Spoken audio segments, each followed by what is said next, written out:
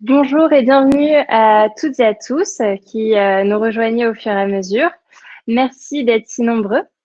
Je suis Paola Bourdon, je travaille chez Lexilex depuis 2 ans et je suis dyslexique, mais également une grande amatrice de lecture. Aujourd'hui, nous avons le plaisir de nous retrouver pour parler d'un sujet qui nous touche tous de près ou de loin. C'est l'apprentissage et la pratique de la lecture quand on est dyslexique, mais pas seulement, car ça touche aussi bien évidemment tous les enfants qui n'ont pas encore pris goût à la lecture.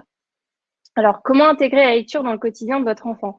Comment aider un enfant dyslexique au moment de l'apprentissage de la lecture, notamment lors des devoirs à la maison? Quelles astuces avez-vous pour que l'enfant lise ou écrive tout en s'amusant? Si vous avez des questions complémentaires à celles-ci à poser à nos invités, n'hésitez pas à nous les envoyer dans l'onglet questions. Nous poserons toutes les questions en direct à la fin de ce webinaire et répondrons à vos questions par la suite dans un email dédié si on n'a pas le temps de répondre à toutes les questions. Donc, pour cela, je vais m'adresser maintenant à nos 3 experts qui ont eu la gentillesse de participer à ce webinaire. Bienvenue à vous et merci d'être là aujourd'hui. Je vais vous laisser vous présenter. Je vais commencer par Rémi Perla, donc de chez Epopia. Donc Enchanté moi, je Rémi. m'appelle Rémi, j'ai 37 ans, je suis papa de 2 enfants, informaticien de formation et créateur notamment d'Epopia et un dyslexique, dysorthographique et donc éditeur jeunesse, plein de choses. Merci. Sophie Dutheil de la Rochère. Vous êtes également présente parmi nous. Vous êtes professeure, c'est bien ça? Oui, tout à fait. J'enseigne au cours Legendre à distance et j'enseigne depuis 20 ans au collège et en lycée. Et donc, j'ai rencontré pas mal d'élèves dyslexiques, notamment, et en tant que professeur de français, eh bien, je dois aussi les aider à développer leur intérêt pour la lecture. Très bien. Et Mathilde, donc orthophoniste, qui est également parmi nous. Rémi, comment est-ce que justement vous avez réussi à surmonter vos troubles en tant que dyslexique et dysorthographique? Est-ce que vous pouvez nous parler de votre parcours en tant que dys et nous expliquer comment vous êtes finalement devenu éditeur jeunesse aujourd'hui? C'est un très beau parcours et nous raconter un peu tout ça. À fond, toujours prêt pour l'improvisation.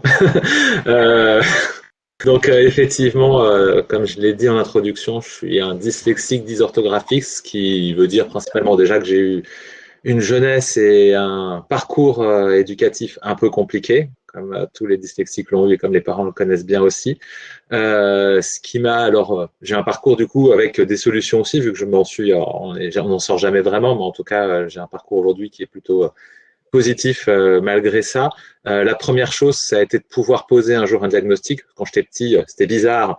C'était dans les années 80 en plus, hein, donc c'était pas comme aujourd'hui où c'est très reconnu et très institutionnalisé, où il y a des solutions pour accompagner. À l'époque, il fallait d'abord passer par des psys et plein de gens avant que quelqu'un arrive à mettre des mots sur ce qu'on vivait.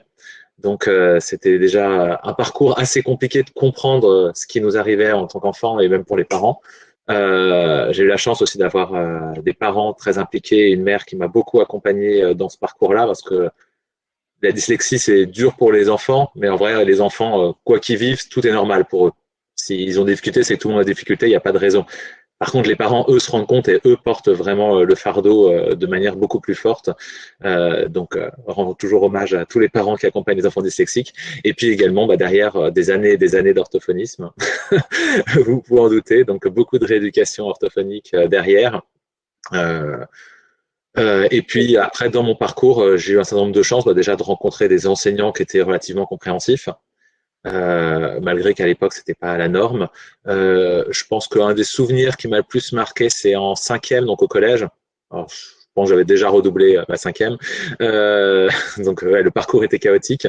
J'ai eu un enseignant, donc j'avais 0 à toutes mes dictées systématiquement, quoi qu'il arrive depuis des années, et quels que soient les efforts fournis. Et donc j'ai un enseignant qui est un professeur de français qui a dit non, mais en fait, on va arrêter de mettre 0, on va essayer de te noter réellement ce que ce que tu produis.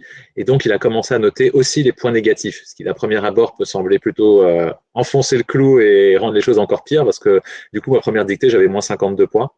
Donc c'est un peu pire que zéro, sauf que ça a permis surtout de pouvoir noter enfin une progression parce que les dictées en dictée, on a pu remonter à 30 ou à moins 30 ou à moins 20.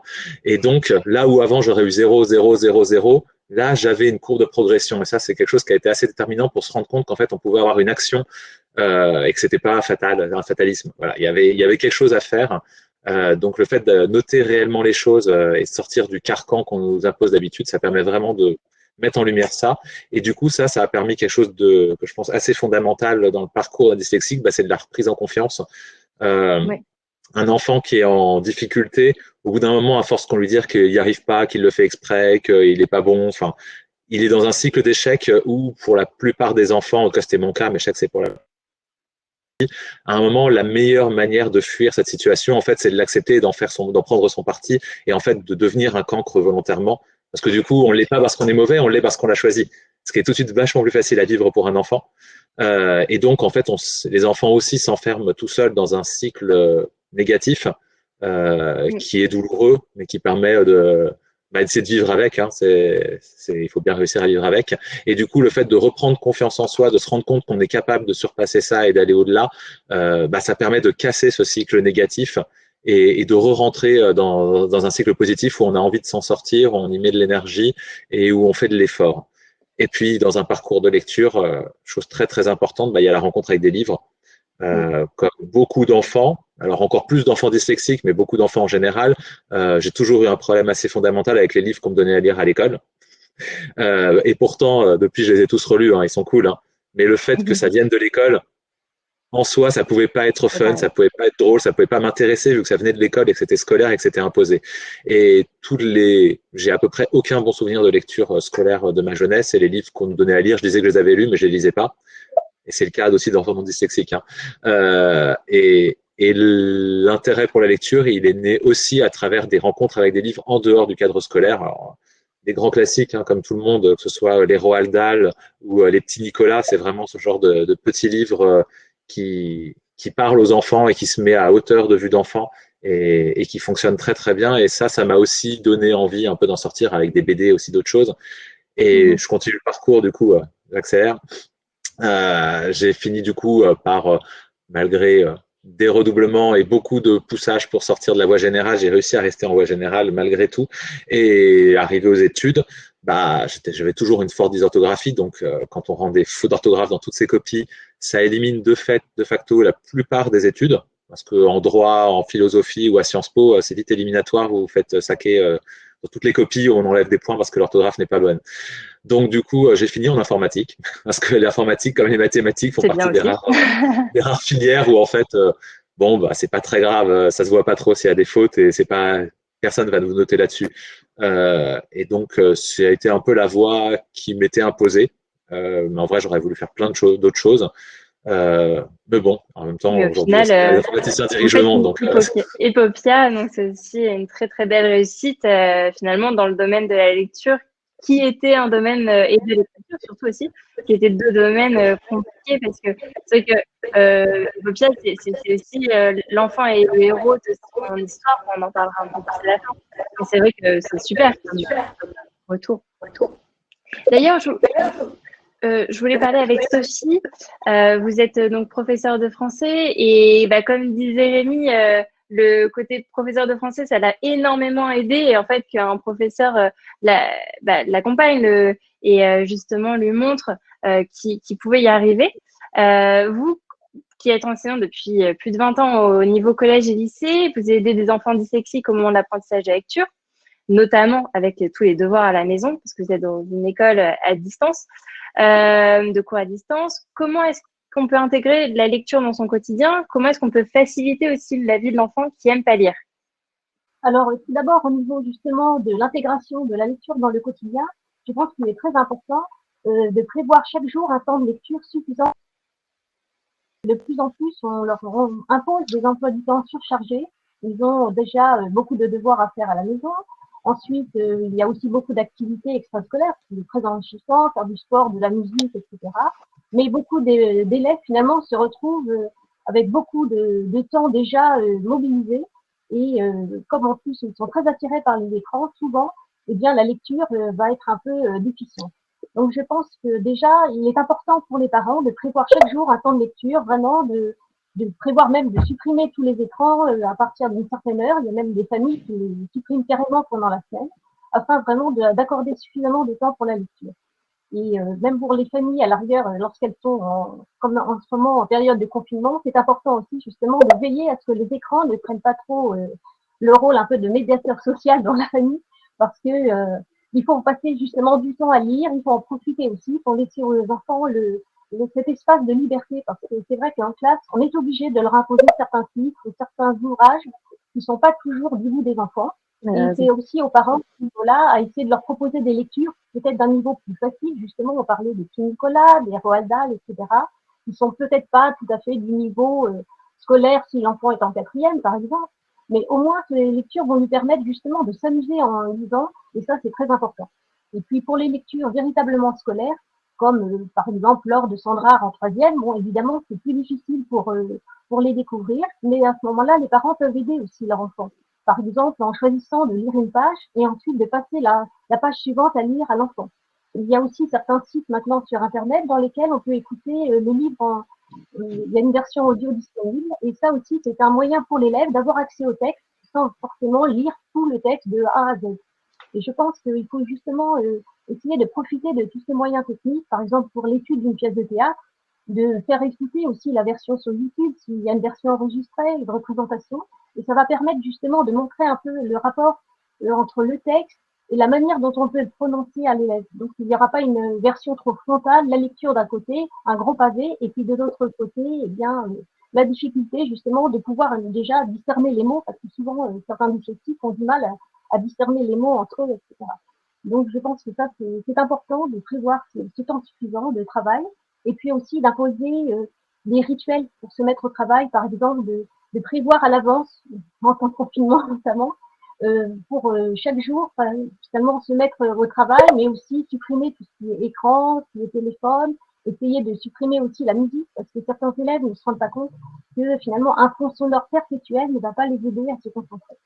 Et puis en plus, on peut aussi essayer de tenir tout compte du tempérament de l'enfant, parce que souvent vous avez des enfants très nerveux et au bout de quelques minutes de travail, on voit que leur attention faiblit, les parents commencent parfois un petit peu à s'énerver, ils ont l'impression que l'enfant n'écoute plus, et c'est pas forcément de la paresse, mais c'est parce qu'il se fatigue aussi davantage, plus rapidement, puisque pour lui c'est plus difficile de se concentrer sur le texte, sur la lecture.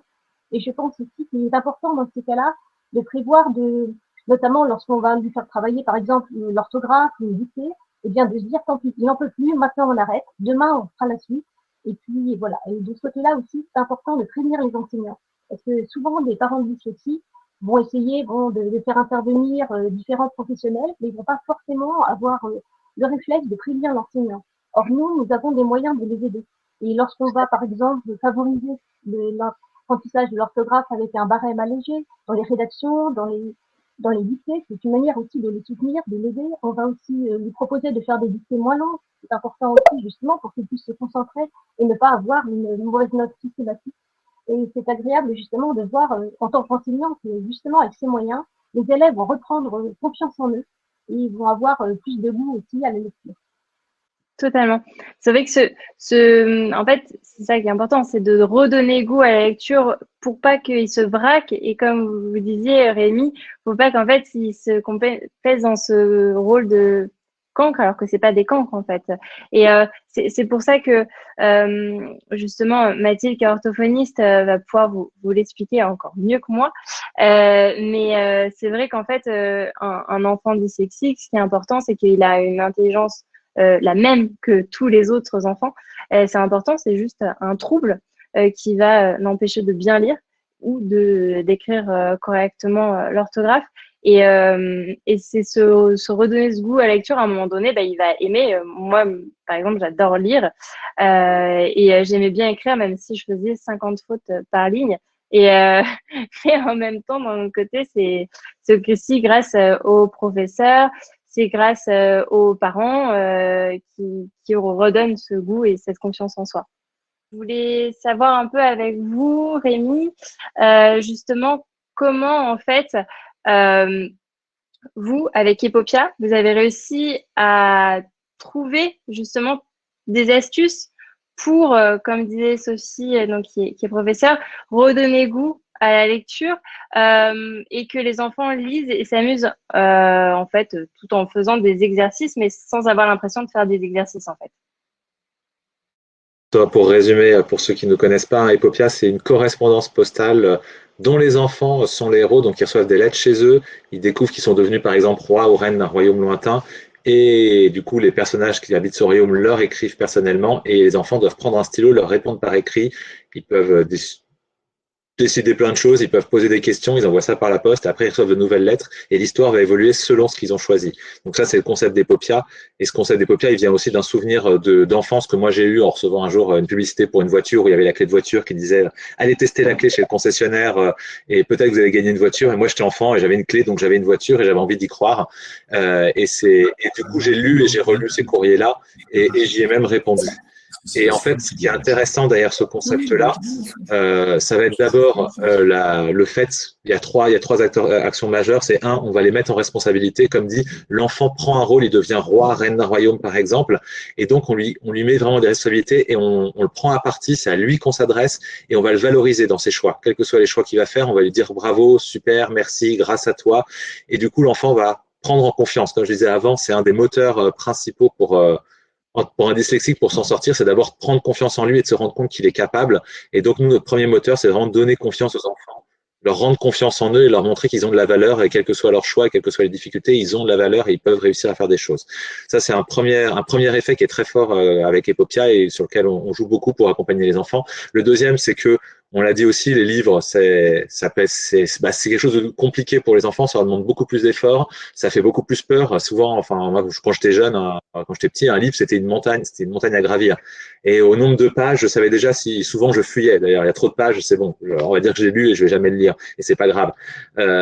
Et en fait, l'intérêt d'avoir un texte qui arrive chez nous par petits morceaux, parce que du coup, chaque courrier, il va y avoir 3-4 pages de lecture qui arrivent bout à bout sans qu'on ait l'impression de la masse, vu qu'on ne les voit que les bout à bout, ça fait que ça fait beaucoup moins peur. Donc c'est une vraie porte d'entrée en lecture qui est beaucoup moins impressionnante et qui donne envie d'y aller beaucoup plus. Et comme on l'a dit, l'enfant est engagé, les personnages s'adressent à lui, l'enfant va devoir y répondre. Et du coup, la troisième vraiment gros effet qu'on va avoir dans l'accompagnement des enfants, c'est qu'on va donner du sens à la lecture. On n'est pas en train de lire une histoire parce qu'on nous a demandé de la lire. On ne va pas écrire parce qu'il faut raconter ses vacances dans une rédaction. Ce qui est important, c'est qu'il y a des personnages qui s'adressent à nous. C'est la lettre, si on s'appelle Victor, ça va être bonjour Victor, comment ça va, grâce à toi. Et du coup, l'enfant, on lui parle à lui. Donc c'est quelque chose qui est intime. Il se sent vraiment pris à partie. Donc la lecture prend un sens vraiment important parce que du coup, on lui parle à lui. Mais aussi quand il va écrire, il écrit parce que les gens ont besoin de lui. Ils disent s'il te plaît, aide-nous, on a des problèmes. C'est toi qui peux nous dire ce qu'on doit faire. Où est-ce qu'on doit aller? Du coup, l'enfant, il écrit parce qu'il doit aider des gens et il a envie de les aider. Et l'acte d'écrire prend vraiment un sens important pour lui. Et quand arrive la lettre suivante, c'est pas juste même je veux savoir ce qui se passe, mais c'est est-ce qu'ils ont aimé mes décisions, est-ce qu'ils les ont suivies, qu'est-ce que ça a eu comme conséquence. Et donc la lecture devient vraiment, enfin, ils arrêtent de lire en fait, ils vivent. On vit l'histoire et ils sont tellement pris dans l'histoire, ils ont tellement envie d'avancer dedans que la lecture, l'écriture, ça arrête d'être un problème, ça devient un moyen. Et donc c'est pour ça qu'on dit que lire et écrire devient réellement un jeu. Et donc ça, ces trois axes ensemble font vraiment qu'à travers le jeu, on va dédramatiser la lecture, l'écriture et le transformer en une activité hyper épanouissante. Bah, d'ailleurs, on le voit avec tous les commentaires dans le chat, vous avez beaucoup de fans et c'est intéressant de voir aussi que c'est pas que pour, enfin c'est pour les enfants, mais que ça peut être utilisé autant avec à la maison qu'avec en classe ou avec une orthophoniste. D'ailleurs, je vais passer la parole justement à ce sujet à Mathilde. Enfin, je vais essayer de voir après parce que Mathilde, en fait, elle a utilisé avec justement un de ses patients qui n'arrivait pas du tout à lire. Enfin, elle m'a raconté ça justement juste avant. Et je trouve que c'est vraiment intéressant, en fait, ce côté, justement, on parle là aujourd'hui de redonner goût à la lecture. Nous, on essaye aussi de tout faire pour redonner goût à la lecture avec la lampe LexiLight qui permet donc aux dyslexiques de lire correctement. Et tous les moyens sont bons, en fait, pour utiliser le jeu, notamment pour permettre de lire. Mathilde, je vais vous laisser parler avec plaisir. pour nous expliquer justement un peu plus bah, vous disiez que vous aviez beaucoup de patients touchés par le trouble de la lecture, de la dyslexie notamment. Nous dire un peu comment ces enfants vivent justement ce trouble déjà dans un premier temps.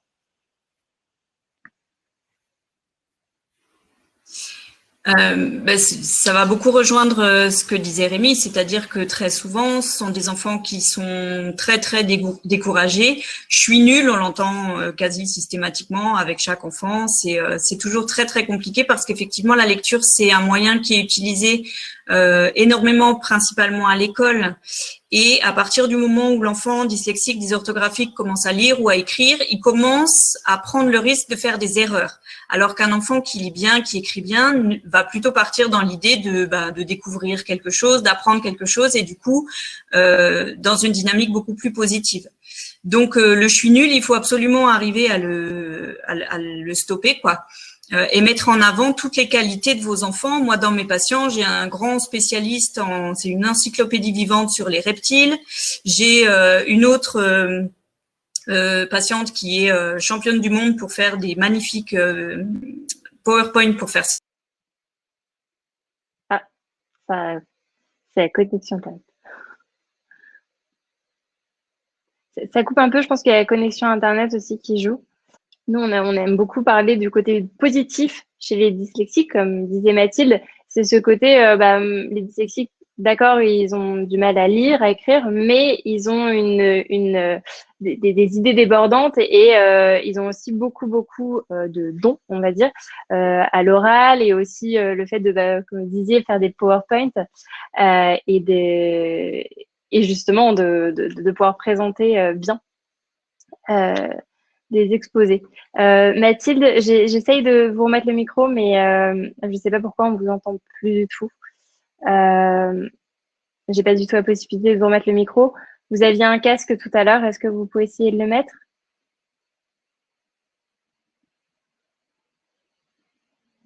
Peut-être, pour nous expliquer un peu plus amplement tout ça. En sachant que, en plus, je vais pouvoir montrer vos.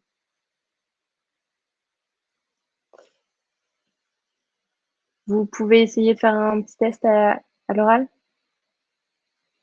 Bon, je précise aussi que c'est notre tout premier webinaire sur l'Icetorm. En tout cas, c'est vrai que là, je voyais dans le chat, il y avait beaucoup de questions aussi sur le fait qu'il y ait le côté aussi lecture sur une liseuse. En fait, que ce soit la liseuse, que ce soit l'audio, etc. C'est toujours un plus en fait de pouvoir donner goût à la lecture. Donc, même si c'est pas forcément la lecture d'un livre papier, à partir du moment où l'enfant lit, c'est déjà très positif. Et c'est aussi pour ça que Epopia, c'est super parce que c'est un autre aussi format. C'est aussi ça qui va donner envie et goût à la lecture à des enfants qui n'aiment pas lire et qui finalement vont prendre goût à cette lecture grâce à un nouveau format comme par exemple Epopia, mais ça peut être aussi via les livres audio, ça peut être, nous on voit aussi avec la lampe beaucoup d'enfants lisent sur une liseuse ou sur une tablette et en fait finalement nous parmi toutes les personnes qui utilisent la lampe, il y en a énormément qui vont pas utiliser forcément le format papier directement. Et ça c'est intéressant aussi de pouvoir donner en fait la possibilité aux enfants de pouvoir lire comme ils l'entendent aussi. Peut-être que Rémi, justement, par rapport à ça, vous aviez aussi des idées de jeux en plus d'Epopia pour un peu donner ce goût à la lecture. Est-ce que il y a aussi des messages un peu justement qui demandent, les parents sont en forte demande aussi d'outils et des petites astuces. Est-ce que vous pouvez nous en donner un petit peu? Alors, il y en a pléthore, je vous rassure, ouais, complètement. Alors après, je distingue quand même deux choses. Il y a les enfants qui rentrent en lecture, donc dans l'apprentissage, et puis l'enfant qui arrive, parce que le stade dyslexie, normalement, il est détecté à partir du CE1, enfin à partir du moment où l'enfant est censé savoir lire et qu'on détecte qu'il y a une difficulté dans l'apprentissage. Donc en amont, on ne sait pas encore. Quand un enfant est détecté dyslexique, il y a quand même pas mal de choses qu'on peut mettre en place autour de la lecture. La première chose qu'il faut vraiment avoir en tête pour ça, c'est la lecture gratuite. Offrez de la lecture gratuite à votre enfant, qui lise par lui-même ou pas, qu'il soit en CE1 ou qu'il soit en 6e ou en 5e. Vous pouvez continuer à lui lire des histoires. L'important, c'est que si la lecture est une difficulté pour votre enfant, qu'il continue à projeter du positif sur les livres et qui continue à avoir envie d'accéder au livre. Donc voilà, il ne faut pas qu'il se fâche avec le livre. Il peut être fâché avec la lecture, mais il ne faut pas qu'il se fâche avec le livre et que du coup, il ait quand même envie d'outrepasser cette difficulté. Donc c'est important pour ça de continuer à offrir la lecture gratuite. Daniel Pénac offrait en classe de lycée, offrait la lecture gratuite à ses élèves pour les raccrocher à la lecture. Donc ça marche à tous les âges. Et puis c'est l'occasion après de mettre en place des moyens aussi de jouer autour de ça. Par exemple, la lecture partagée. Moi avec mon fils, souvent il lit à chaque chapitre, il lit la première page et je lis les suivantes. Parfois, on fait une page sur deux. Il peut lire la première phrase. Un enfant en difficulté peut lire la première phrase de chaque page et le parent lira la suite. Du coup, c'est un effort à faire, mais un effort qui est limité et qui lui donne droit en récompense immédiate à la suite de l'histoire. Donc ça, c'est très intéressant. Et à côté de ça, on va pouvoir mettre aussi des paliers qui déclenchent la lecture. Par exemple, moi, avec mes enfants, je leur donne de la lecture gratuite. On lit plein de livres. Par contre, la BD, je leur ai dit, la BD, moi, je lis pas parce que je trouve que c'est pas fait pour. Je lis une bulle pendant que lui regarde une autre image et ça a aucun sens. C'est pas fait pour être lu à plusieurs. Et du coup, les enfants, ils ont plein de BD autour d'eux, ils ont envie d'y accéder. Et ça, ils savent qu'ils peuvent pas y accéder gratuitement, ils ont besoin de faire l'effort. Et du coup, ils se mettent à lire les BD et ils dévorent les BD, ils les ont toutes lues 10 fois. Et c'est une manière de donner l'envie de lecture tout en laissant Totalement. une marche à gravir qui n'est pas trop haute. L'important, c'est d'avoir une marche qu'on puisse gravir facilement. Si l'enfant a des petits frères, des petites sœurs, pouvoir offrir de la lecture, le faire lire à ses frères et sœurs, ça c'est aussi super intéressant parce que c'est très valorisant pour un enfant de pouvoir accompagner un plus jeune et de pair à pair, ça passe beaucoup mieux. Après, tout ce qui va être jeu de rôle, livre-jeu, livre dont vous êtes le héros, les activités théâtrales, ça permet aussi de tisser du lien avec le texte en général. Sur la lecture, moi je mets juste en général un bémol sur on parlait tout à l'heure de la lecture audio, typiquement tout ce qui est magazine qui contient le CD qui lit déjà l'histoire. Moi je suis un enfant, j'ai le CD qui me raconte l'histoire, je peux regarder l'image, mais jamais je vais m'amuser à lire le livre alors qu'elle est là, accessible à côté. Donc si on veut qu'il passe à la lecture, ou alors il y a besoin d'un accompagnement. À un moment, il faut aussi l'accompagner pour le lire sans le CD. Mais il faut faire attention de ne pas mettre aussi un palliatif qui empêche en fait d'accéder à la lecture parce que du coup, il y a une solution trop facile et trop directe. Pour quelques premières pistes autour de la lecture. Tout à fait. Et justement, Sophie, vous, quelles sont vos petites astuces, un peu comme Rémi, pour donner le goût à la lecture à vos élèves notamment? Eh bien, on organise souvent là c'est avec des élèves, mais pas par correspondance. Mais on organise parfois justement des compétitions de lecture. On propose aussi, par exemple, justement, d'étudier un livre assez épais. Et on va demander aux bons élèves, ceux qui aiment beaucoup la lecture, de pouvoir lire justement l'intégralité. Mais ceux qui éprouvent des difficultés ou on va leur dire comme challenge, eux, ce sera de lire la version proposée par l'école des loisirs, qui va être un petit peu abrégée. Aussi justement de proposer aux élèves quelque chose qui est plus adapté, que les élèves qui ont déjà un souci avec la lecture ne se sentent pas finalement mis en danger par un livre trop épais. Mais c'est vrai, vous aviez raison Rémi au sujet de la version audio de certains livres, mais justement moi je préfère que les élèves qui vraiment sont dégoûtés de la lecture, parce que parfois justement on se retrouve avec des élèves qui ont subi des moqueries à l'école, qui ont de graves difficultés justement, et qui ont perdu toute confiance en eux, toute l'impression de savoir même lire. Et donc, parfois, on a l'impression que pour ces élèves-là, il faut vraiment les soutenir et il faut essayer de leur faire quand même découvrir le livre parce qu'ils en ont besoin au niveau de leur programme. Mais le fait justement de pouvoir avoir un palliatif, ça peut déjà au moins les aider à entrer dans la lecture. Bon, après, évidemment, il faut aussi que les parents s'assurent qu'ils vont lire à côté. Ils vont peut-être lire des livres plus simples, mais après avoir repris confiance en eux avec des livres plus simples, une écriture plus grosse, eh bien, c'est une manière aussi pour eux.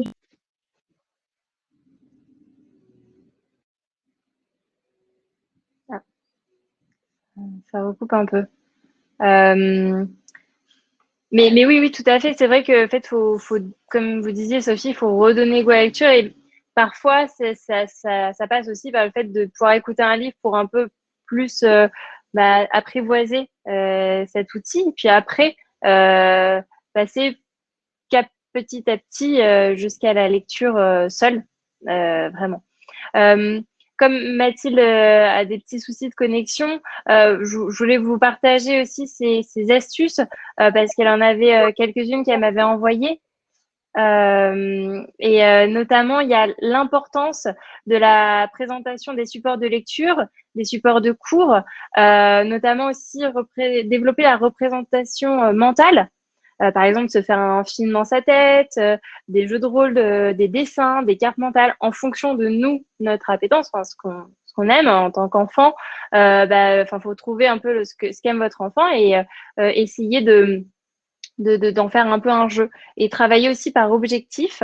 Donc, d'après Mathilde, qui est orthophoniste, hein, elle me disait que travailler par objectif, c'est important parce que plus l'enfant cible son attention, plus il sait sur quel point précis il est évalué, moins la surcharge mentale de travail est importante. J'avais une petite question pour vous, justement, aussi. Alors, vous parliez des jeux. Il y a aussi les jeux plus simples. Apparemment, Mathilde parlait du fait que le Uno, par exemple, permettait d'avoir aussi de faire travailler un peu la mémoire. Il y a aussi des jeux qui peuvent permettre de faire travailler la mémoire qui ne sont pas directement liés à la lecture. Est-ce que vous en avez? Est-ce que avec vos enfants, parce que vous avez tous les deux aussi des enfants, est-ce que justement il y a des jeux que vous aimez faire qui sont pas directement liés à la lecture, mais qui permettent aussi de pouvoir un peu travailler l'écriture? L'écriture, elle est partout et il y a moyen d'en trouver et de la pratiquer un peu de manière perpétuelle, permanente. Les jeux de société, quand on joue à la bonne paye ou au Monopoly, il y a des cartes à lire pour savoir qu'est-ce qui nous arrive. Quand on même des jeux vidéo, hein, j'imagine qu'un enfant qui joue à Pokémon et qui doit lire les noms des attaques et qui doit lire les dialogues quand il rencontre des personnages, même sur les vieilles versions Game Boy, mine de rien, ça fait lire un enfant et il y a encore une fois cette notion de sens. On lit parce qu'on veut avancer dans le jeu. Donc, quand on cherche vraiment à faire lire son enfant par tous les moyens et qu'on cherche une vraie porte d'entrée, je pense qu'il ne faut pas hésiter à aller toquer à toutes les portes jusqu'à en trouver une qui fonctionne bien. Donc, il faut vraiment être ouvert à tous les supports. Vous, Sophie, est-ce que vous avez justement des idées, des astuces par rapport avec les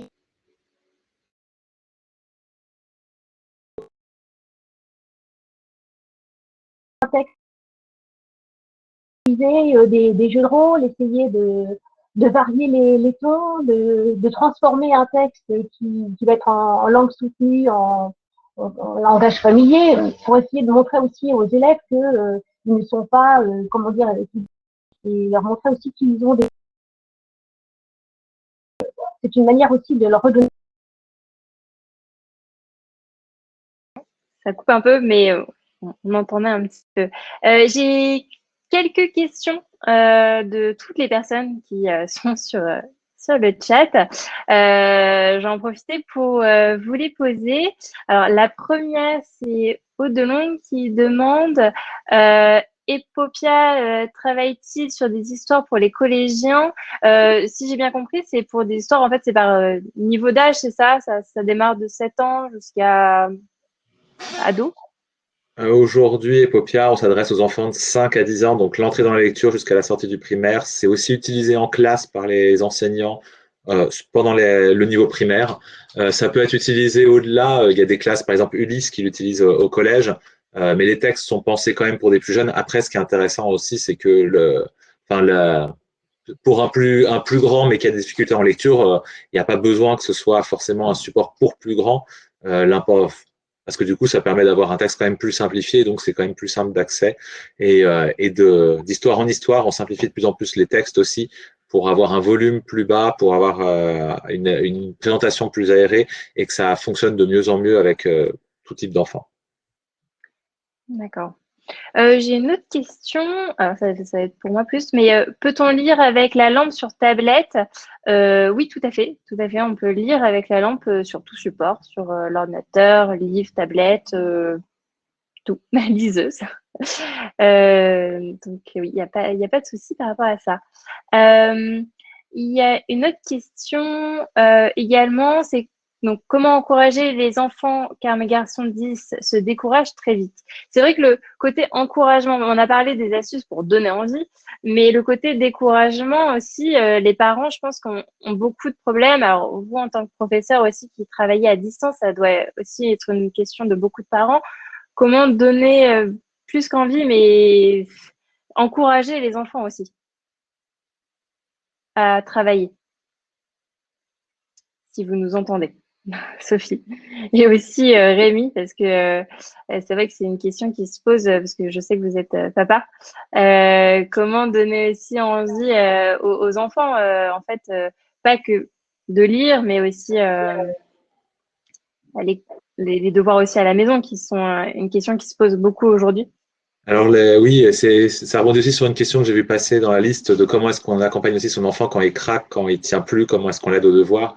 La position des parents en tant que médiateur dans l'apprentissage est vraiment une position compliquée parce que déjà le regard des parents sur l'enfant est particulièrement important pour l'enfant. Il se construit beaucoup dans le regard que ses parents portent sur lui et donc il a très très peur de décevoir. Et donc c'est d'autant plus délicat pour un parent d'accompagner son enfant sur la partie pédagogique. Donc, il faut en avoir conscience et du coup, c'est un peu plus compliqué. En termes de communication, il faut savoir. Il y a plein d'éléments. Juste le temps que j'arrive à les mettre dans ma tête en place. Il faut savoir réussir à accompagner sans juger. Ça, c'est très important.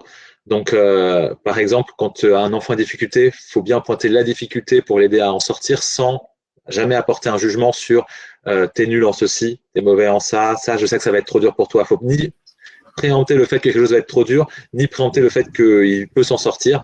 Enfin, en tout cas, lui dire qu'il est fort, parce que ça lui met la pression aussi. Il faut trouver le juste milieu et toujours juger les actes, les choses et jamais la personne. Donc vraiment essayer de prendre cette distance-là. Donc tu ajustes sur cet exercice. Là, tu t'es trompé sur ce point-là, mais pas tu es mauvais. Voilà, ça c'est vraiment quelque chose d'important. Et après, il faut être dans l'écoute.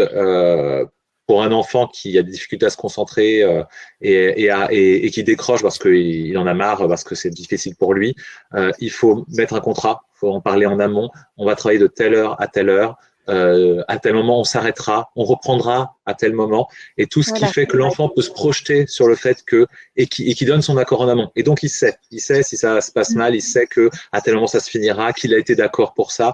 Et ouais, le fait de pouvoir se projeter dans le temps pour un enfant, c'est aussi plus facile pour lui après d'accepter plutôt que non, on continuera tant que tu n'y arriveras pas, on continuera. Ça peut durer dans sa tête. Là, il en a pour 10 mois. C'est l'horreur. Enfin, et donc, il faut essayer de ne pas l'enfermer là-dedans, mais au contraire, lui donner des respirations et le projeter vers une porte de sortie. Oui, tout à fait. Et alors, Mathilde, comme on vous a, je croise les doigts pour que ça marche bien, mais il y a une question notamment sur le diagnostic. Il y a Émilie Crabé qui demande à partir de quel âge un diagnostic peut-il être posé sur la dyslexie.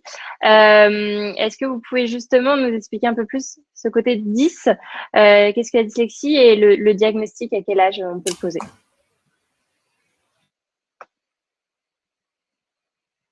Oh non,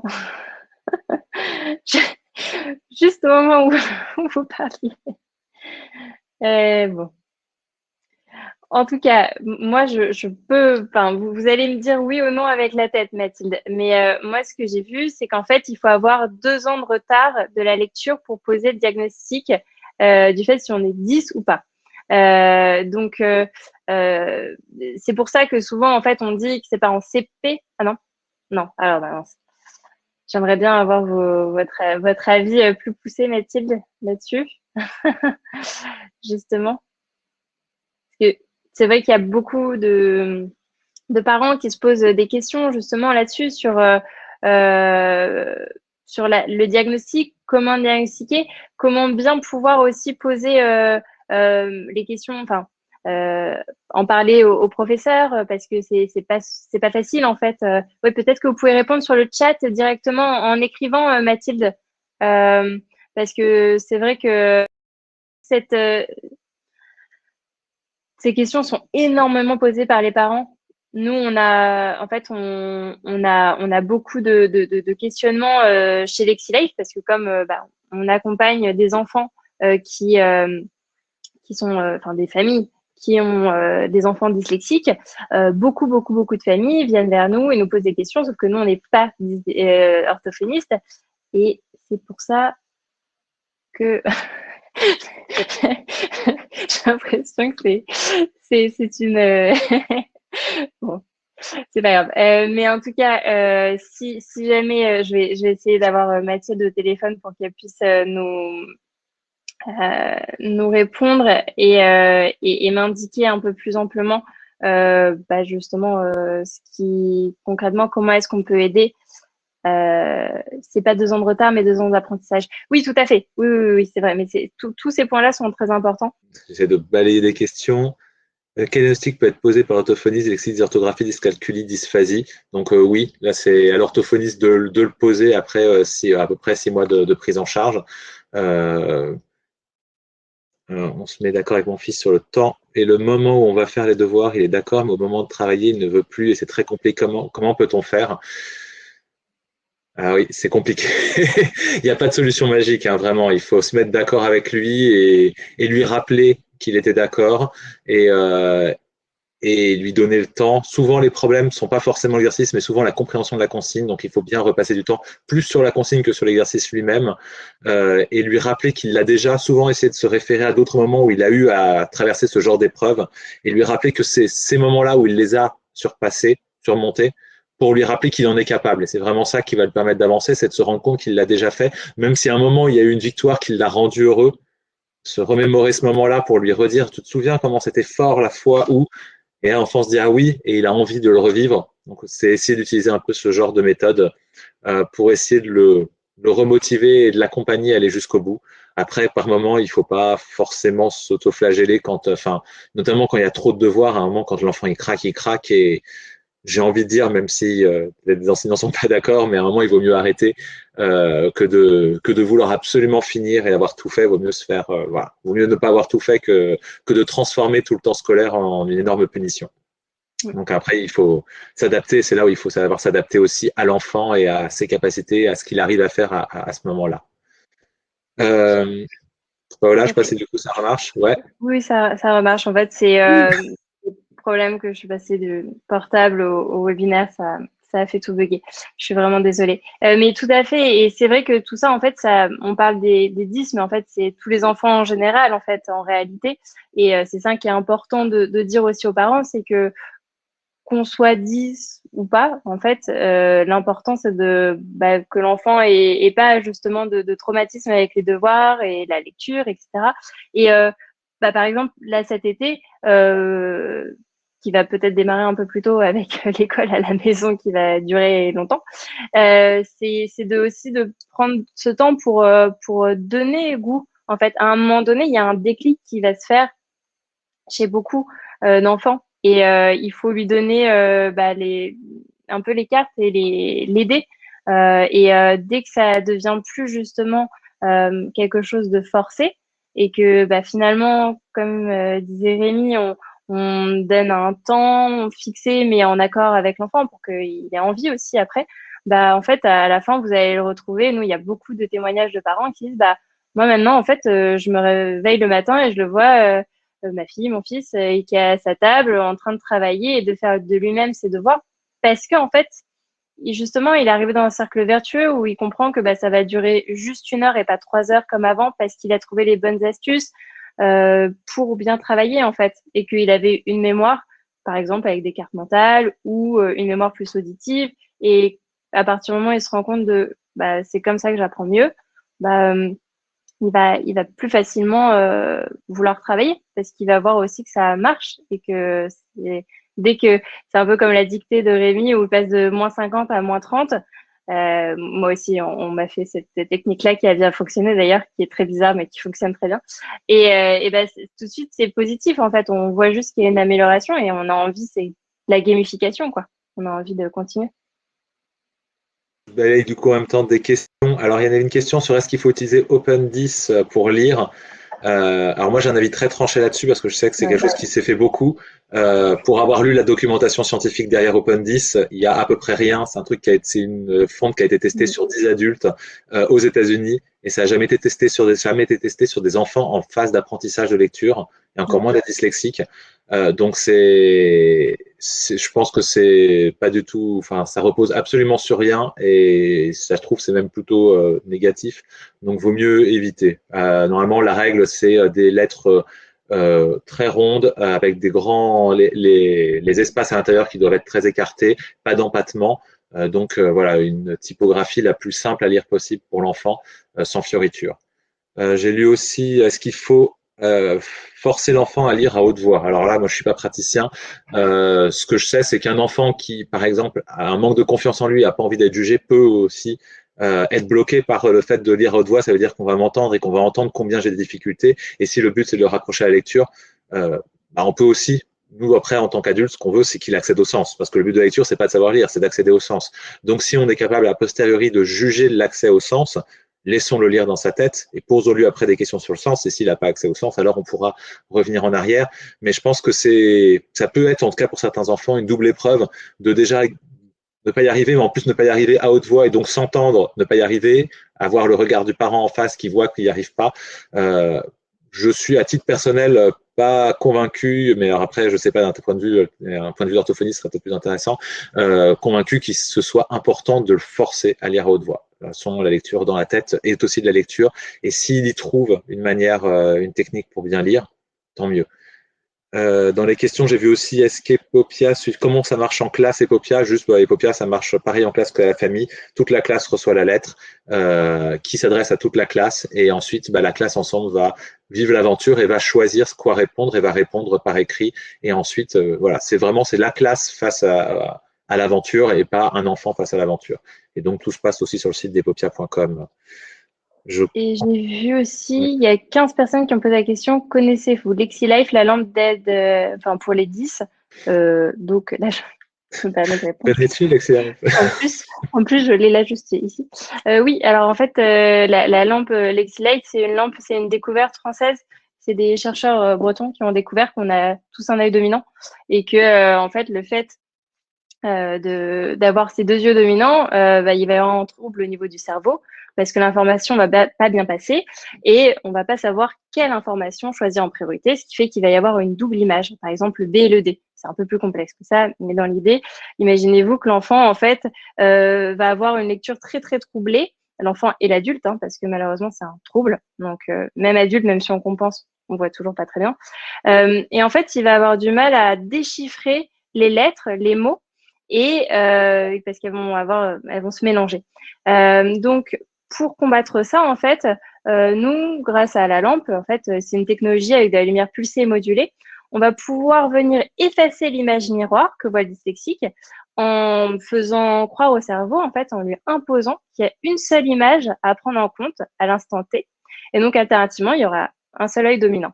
Et donc, c'est assez incroyable comme découverte. Et donc, nous, ça fait quelques années déjà qu'on fait tout en sorte pour que la lampe voit le jour. Et maintenant, on a pu la tester sur plus de 500 personnes. On a fait beaucoup de salons, même à l'international, justement pour aussi en parler. Et donc, là, on est très content parce que depuis janvier, on a la nouvelle lampe qui est sortie, vraiment la vraie première lampe.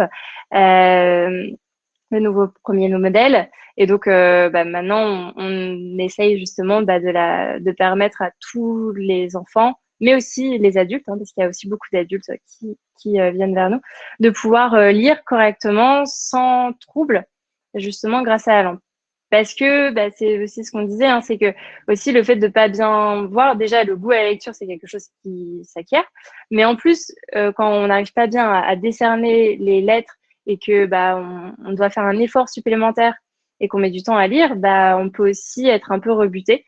Donc c'est important aussi de pouvoir aider par tout moyen de lire et d'écrire. Et d'ailleurs, c'est un peu en lien avec la question de Hélène Quillot qui dit quel est le lien entre dyslexie et lecture. Je savais que les enfants dyslexiques ont des soucis d'écriture, mais en quoi la dyslexie affecte-t-elle leur lecture? Alors, Rémi va aussi pouvoir répondre, mais moi, je peux déjà dire que la dyslexie, c'est vraiment centré sur la lecture. C'est le problème dont je parlais, du fait que justement, on n'arrive pas bien à discerner les lettres et les mots vont un peu se brouiller. Alors que l'écriture, c'est plus lié à la dysorthographie, qui est vraiment plus, il y a aussi la dysgraphie pour l'écriture, vraiment le fait d'écrire. Il y a beaucoup de troubles 10 en fait. Et souvent, une personne n'est pas juste dyslexique ou juste dysorthographique, elle est multi-10. En fait, ça va se il va y avoir beaucoup de liens entre les 10. Rémi, peut-être qu'il y avait un petit point aussi à dire là-dessus. Non, non, oui, la dyslexie se définit comme le problème, la difficulté avec la lecture. Et après, on va retrouver la dyscalculie aussi sur le calcul, la dysgraphie sur le graphisme. Il y a plein de troubles de ce type-là. Je continue à dépiler les questions en même temps à côté. Il y avait une question qui demandait. Alors, il y avait une enseignante de CP qui demandait comment aider les élèves dyslexiques qui n'ont pas toujours un suivi orthophonique. Donc, on ne peut pas définir un enfant comme dyslexique au CP. Il faut au moins qu'il ait eu 2 ans d'apprentissage et qu'on repère qu'au bout de 2 ans, il y a une difficulté qui persiste pour pouvoir commencer à diagnostiquer une dyslexie. Donc, l'enfant est peut-être dyslexique, mais ce n'est pas diagnosticable à ce stade-là. Donc, de toute façon, il n'y a pas d'accompagnement. Enfin, je ne sais pas s'il existe d'accompagnement précoce, mais en tout cas, on ne parle pas encore de dyslexie quand on est encore élève au CP. J'avais vu un peu plus haut. Encore une dernière question, puis après, ça fera 1 heure, donc ce sera le mot de la fin. Alors, j'ai balayé beaucoup de questions, je me suis dit tiens, je vais y penser plus tard, et puis naturellement je les perds au fur et à mesure. Il y avait une question sur les élèves dys, devraient-ils pouvoir travailler sur PC à l'école comme à la maison? L'enseignant doit adapter son niveau au niveau des élèves. Bon, alors après, il y a toute une question de l'école qui s'adresse à tous et de la spécificité de certains enfants. Donc oui, il faut essayer d'avoir un point de vue assez particulier sur les enfants. Ils n'ont pas tous les mêmes besoins, ils vont pas tous à la même vitesse, ils n'ont pas tous besoin du même accompagnement. Ça, c'est la difficulté de l'école telle qu'elle est construite aujourd'hui. Le travail sur ordinateur est utile, notamment parce qu'on va se retrouver on va pouvoir choisir les caractères d'impression et donc sur des caractères qui peuvent être plus faciles à lire. Pour l'écriture, un dysorthographique va beaucoup plus libérer son écriture quand il va être sur un clavier que sur le stylo. Il y a beaucoup moins d'épreuves à affronter. Et puis, il y a le correcteur. Enfin, il y a plein de choses qui permettent de se projeter beaucoup plus facilement sur le fait qu'il peut y arriver. Donc, après, je ne sais pas dans les accompagnements aujourd'hui aux dyslexiques à l'école si c'est prévu. Mais il me semble que oui, maintenant, il y a de plus en plus de supports qu'on propose même à l'école pour les dyslexiques. Alors, par rapport à la question de Sandrine Burlot qui vient de la poser il y a quelques secondes, mon fils en 5e, dyslexique et dysorthographique, a de vrais problèmes de mémorisation. Apprendre un cours d'histoire, par exemple, est un vrai calvaire. Avez-vous des idées pour l'aider? Alors oui. Justement, pardon, avec Mathilde qui me disait ça, mais moi je l'ai vu avec beaucoup de professeurs et beaucoup d'orthophonistes qui travaillent avec nous, c'est trouver en fait son moyen de mémorisation. Peut-être que c'est l'écoute, peut-être que c'est le fait de parler, de s'enregistrer et par exemple de réécouter qui va permettre d'apprendre. Ça peut être aussi de faire des dessins, des schémas. Par exemple, on parle des infographies qui marchent très bien aujourd'hui, mais ça peut être aussi utilisé dans l'éducation. Ça peut être aussi les cartes mentales. Alors, regardez les mind maps, les cartes mentales, en fait, où vous faites un rond avec un thème et après vous reliez. Peut-être qu'en fait, si votre enfant a une vision, une mémoire visuelle, il va retenir en fait cette carte mentale et après réussir à s'en rappeler pendant le contrôle pour son cours d'histoire. Moi, je sais que par exemple, j'ai appris à 21 ans quand je faisais des études de droit et ça m'a permis de réussir bien mes études de droit, bizarrement, mais c'est des petites choses comme ça en fait qu'on réussit, on apprend au fil du temps. On a tous des mémoires différentes, donc faut trouver ce qui nous correspond. Et puis les dyslexiques, comme dit, ils ont des difficultés d'accès à la lecture ou à l'écriture ou à certains types d'activités, mais ils ont une intelligence qui est normale. Et même la dyslexie, on le voit aujourd'hui parce que on retrouve parmi tous les gens qui dirigent le monde aujourd'hui, les fondateurs de grandes entreprises, beaucoup de dyslexiques, parce que du coup, le fait de traverser ces épreuves-là quand ils sont enfants, les rend déjà plus résistants à l'échec. Mais également, en fait, pour s'en sortir, un dyslexique, à un moment, il va devoir trouver des voies de contournement. Il est forcé de devenir créatif. Il est forcé d'imaginer une autre route pour essayer d'apprendre ce qu'un enfant aurait appris normalement, beaucoup plus simplement. Et donc, le cerveau va du coup se développer un peu différemment, il va créer d'autres schémas, d'autres routes neuronales, et ça va lui donner aussi pour la suite de sa vie une capacité à voir ce que d'autres ne voient pas. C'est un peu comme les gauchers au sport. Les dyslexiques, c'est un peu aussi des gauchers dans la vie. Et donc, ça peut être plus difficile à l'acquisition au début, mais c'est pas forcément un handicap. Alors, il y a des dyslexies qui peuvent rester compliquées toute la vie, mais il y a aussi beaucoup de gens qui arrivent à construire par-dessus et qui apprennent aussi de la résilience. Il y a beaucoup de résilience dans la dyslexie, de réussir à finir le primaire, puis de finir le collège, puis de finir le lycée. Et quand on arrive au bout de ça, c'est qu'on est quand même capable de se relever, de tomber de vélo et de se relever un sacré nombre de fois. Et ça, c'est une force dans la vie. Et donc, c'est plus dur pour les enfants, mais en vrai, ça ne va pas construire pour autant des adultes moins forts, au contraire. Au contraire, ça c'est sûr. C'est sûr. Et Sophie qui nous a rejoint, je pense que vous avez beaucoup d'élèves dyslexiques, justement. Je sais, dans vos cours, et vous me disiez la même chose, c'est que en fait, faut donner aussi confiance aux parents. En fait, ce qui est très important, c'est de donner confiance aux parents pour qu'ils aient vraiment confiance en leur enfant, en fait. Parce que sachez que vos enfants, ils vont très bien y arriver. Ils vont réussir très bien leur vie. Et c'est le plus important, en fait, finalement, c'est d'avoir confiance en eux et de leur donner cette confiance. C'est vrai que c'est difficile pour les parents parce qu'évidemment, ils veulent aider leur enfant, ils s'inquiètent pour lui. Mais je pense aussi il faut leur faire confiance et il faut surtout les encourager, mais jamais les comparer avec les frères et sœurs ou les petits camarades, mais les comparer avec leurs propres résultats en leur disant voilà, là tu as échoué, mais là tu as progressé. Toujours valoriser le positif, essayer vraiment de leur redonner confiance en eux. Et c'est ça qui est vraiment le plus important. Et je pense que pour les parents aussi, c'est important de garder l'espoir en se disant voilà, c'est pas parce que mon enfant est dyslexique qu'il va échouer. Non, non, au contraire.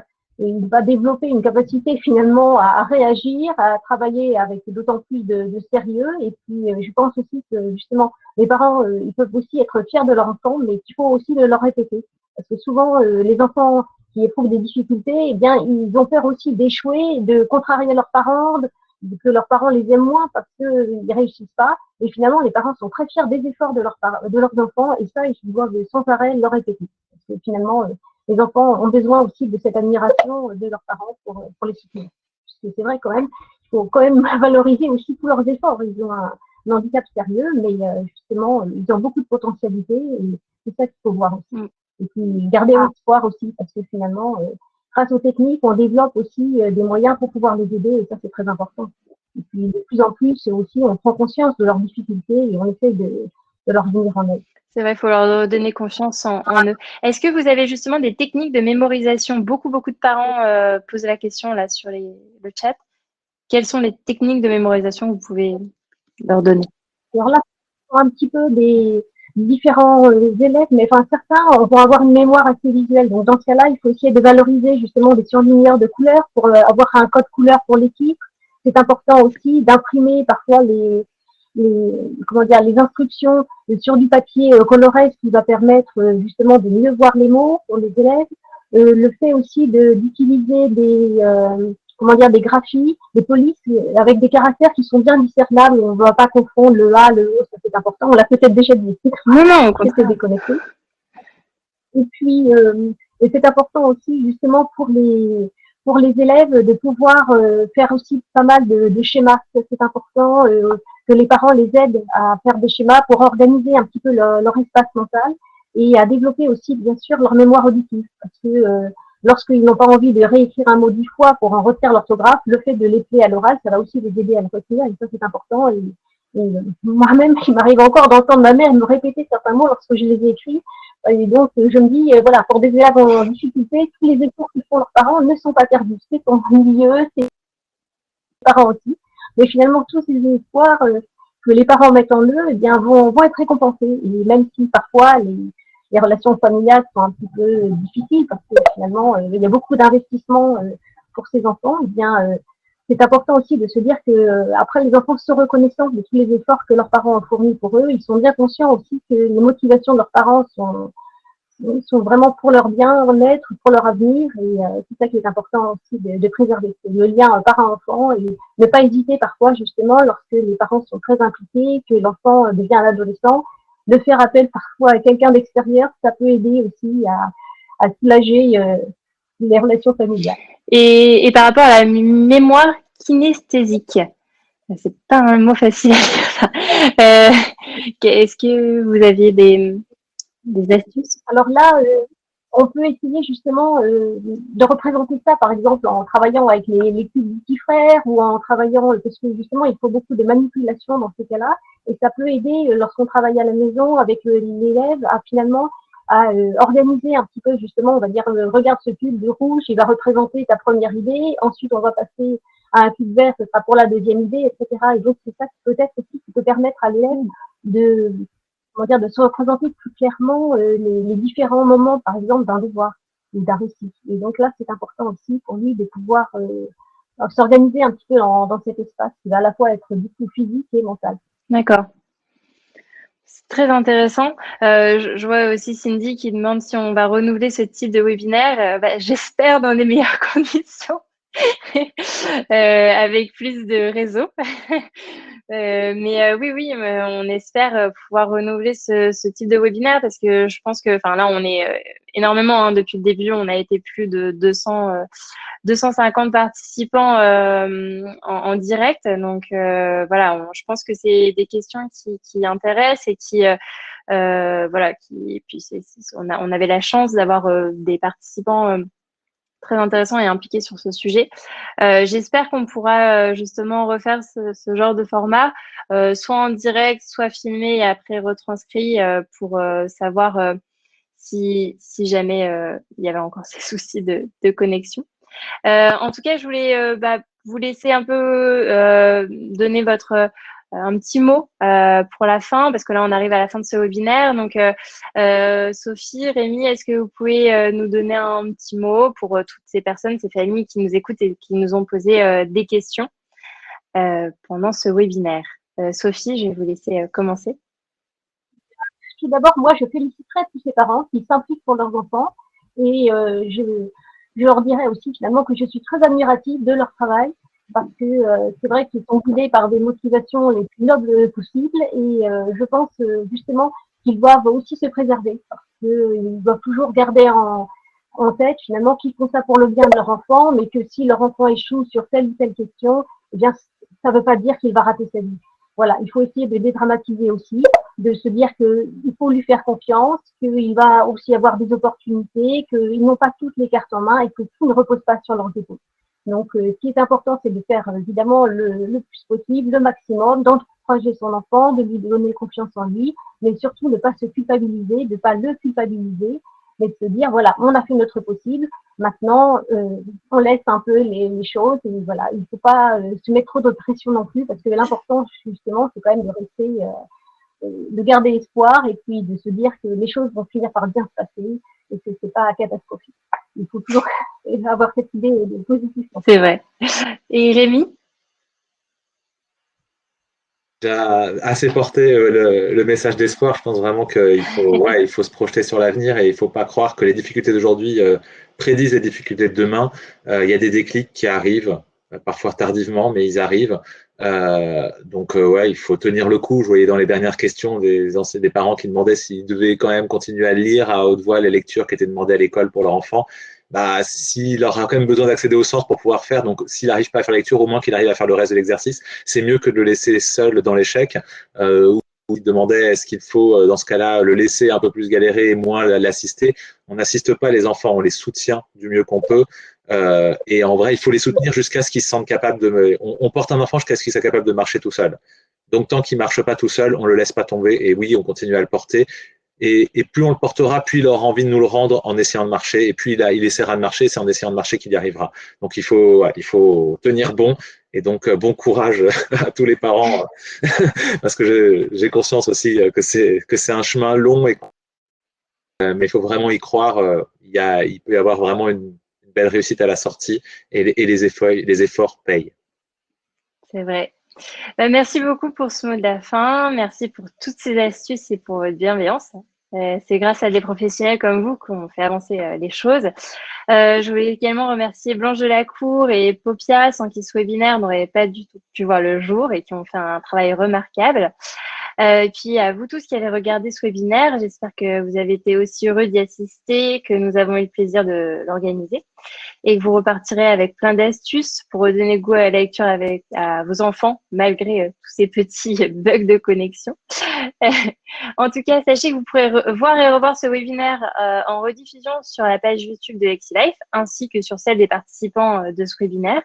On va vous envoyer un petit mail avec un lien d'accès dès demain, avec aussi une petite synthèse de tous les points abordés durant cette discussion, notamment tous les astuces de Mathilde, l'orthophoniste qui a eu des problèmes de connexion. Comme ça, toutes les questions auxquelles on n'a pas pu répondre et les astuces de l'orthophoniste, en plus de celles de Sophie et Rémi, seront disponibles donc par mail. On espère dès demain. Voilà. Je vous remercie beaucoup et à très bientôt, je l'espère.